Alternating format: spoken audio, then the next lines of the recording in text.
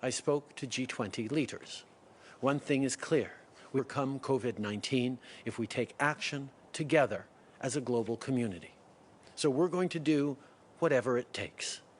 That means making sure the World Health Organization and our public health agencies have the resources they need. It means working together to develop a vaccine, identify treatments, and increase testing. We're also expanding manufacturing capacity for critical medical equipment and working to keep the supply chains moving to get that equipment to the people who need it. Our government is helping companies in Canada retool their manufacturing facilities to produce the things we all need.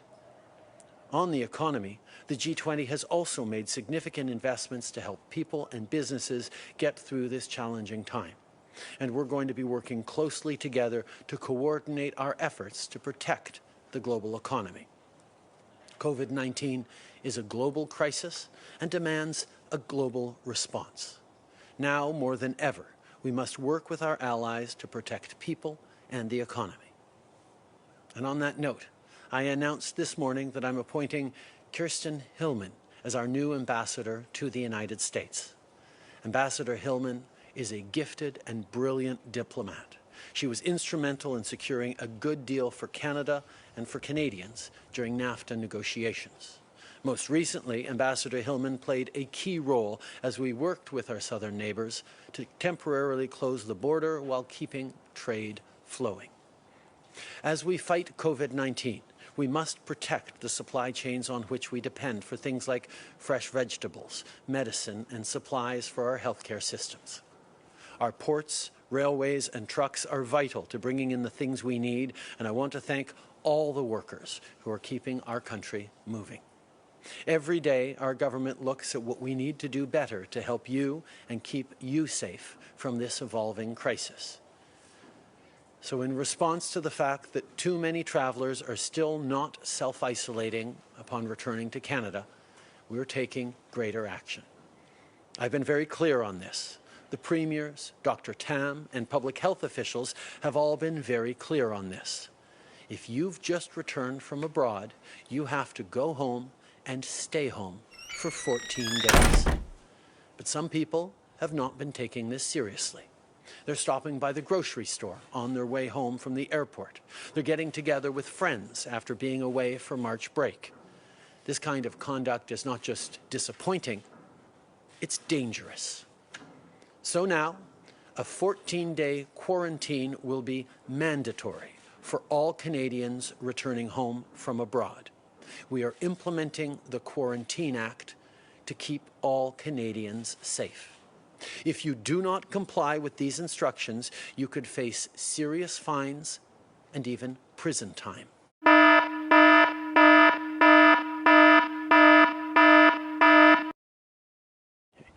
We recognized from the very beginning that this is a global crisis that requires global cooperation and response if we are to keep all of us safe and if we are to keep Canadians safe. At the same time, I can assure everyone that the federal stockpiles have been sufficient to meet the needs of the provinces until this point. And in the coming days, we will be receiving millions more items that are necessary right across the country, at the same time as our businesses, companies, and manufacturers are tooling up production to make sure that we have enough, not just for Canadians, but for friends and allies around the world who need it. All right. President Trump said yesterday that he wanted to reopen the U.S. economy by Easter. Mayors of border towns in Canada are telling us they are petrified by the idea of a whole bunch of Americans coming north, possibly with the virus. How concerned are you by his comments, and what are you going to do to stop this? Is there any way you can kind of put some sort of security presence on the border? We will continue to work with the United States to ensure that the border measures we put in place are respected. We have closed the border temporarily to all but essential travelers, and we will continue to work with the American administration to ensure that we're doing everything we can to keep our country safe and to keep Canadians safe in our case. We will continue to adjust as things unfold as necessary. necessary, but we will be continuing to follow the best advice of the scientific community on doing what is necessary to keep Canadians safe as a priority. The last question is from Bruce Campton-Smith from the Toronto Star. Please go ahead. Prime Minister, good morning. Just wondering, why was the quarantine for travelers arriving from outside the country not made mandatory sooner? Before the March break, travelers came home, before the border was closed to all foreign travel. And are you worried that this delay may have contributed to the spread of the virus in Canada? Right across the country, we've seen Canadians following the guidelines, taking very seriously the recommendations of public health agencies. We have seen people staying at home. We have seen people keeping 2 meters distant from each other. We've seen people engaged in hand washing and using hand sanitizer. We know that the vast majority of Canadians have been following the guidelines set out for their own protection and for the protection of all of us. Unfortunately, there are a number of people who have not been following the guidelines that are there for their protection, which is why we've had to take this next step of bringing in the Quarantine Act to ensure that Canadians who do not follow the instructions to self-quarantine for 14 days, self-isolate for 14 days immediately upon re-entering Canada, they will be facing fines and perhaps even jail time. Merci beaucoup. On va maintenant passer aux journalistes ici. Hi, Ashley Burke, CBC News. A week and a half ago, you told Canadians to come home. More than 1 million Canadians have since then. Can you tell me about the decision-making and the rationale behind waiting until now to make it mandatory to undergo a 14-day self-quarantine rather than a week and a half ago?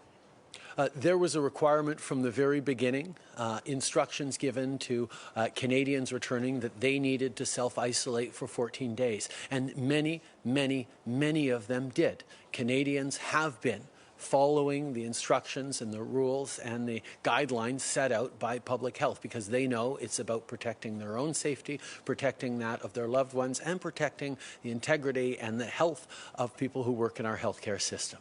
Unfortunately, there have been too many people who have not, and that's why we have to take this further step of making quarantine mandatory and bringing in enforcement measures as well. And one of the challenges is enforcement with self-mandatory quarantine.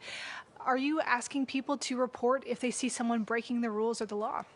Public health will be following up in many, many cases to ensure that people are following these rules, and enforcement will happen as enforcement does, as in various ways by our police and enforcement officers. I can assure you that the finance minister has had conversations directly with the banks about credit card interest rates. We recognize that they are a significant challenge for many Canadians at this point.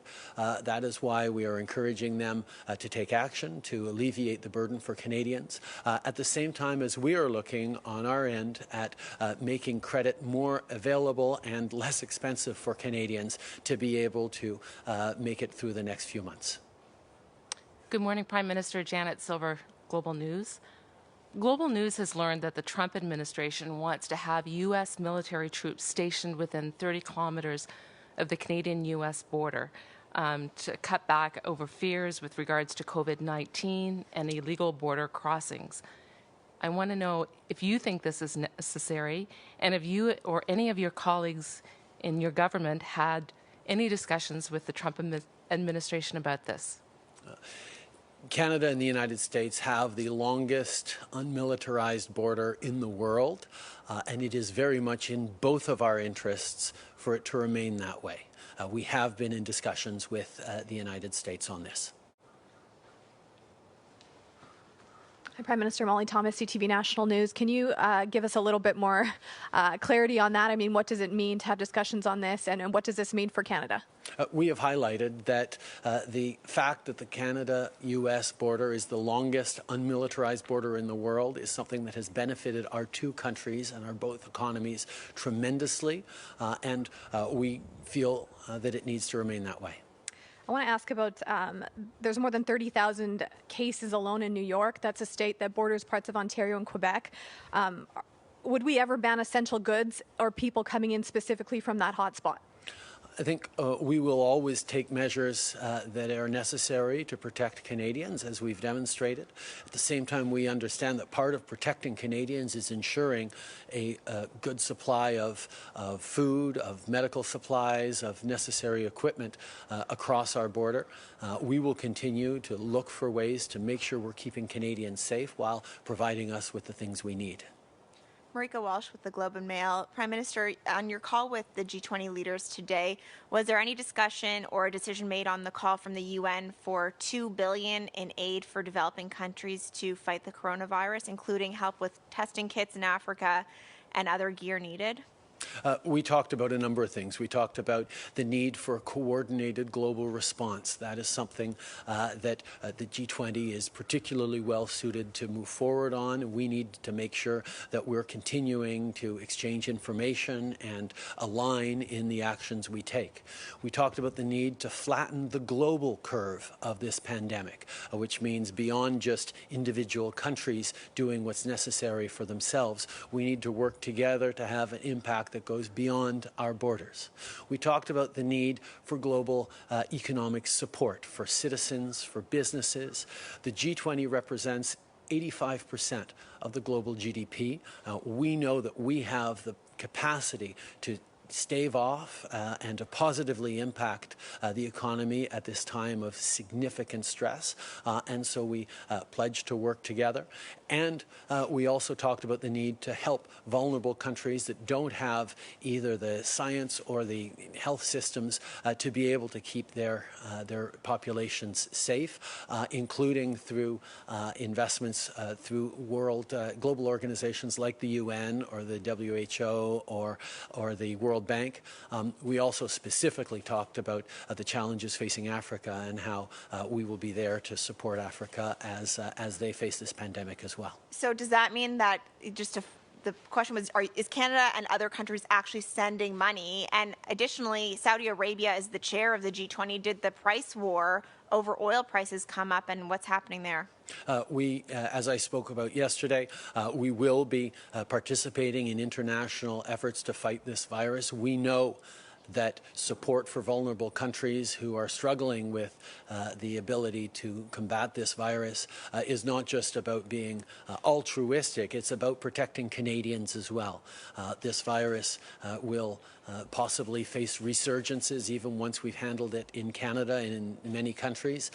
Our ability to minimize those resurgences will be linked to our ability to help and work with countries in more dire situations.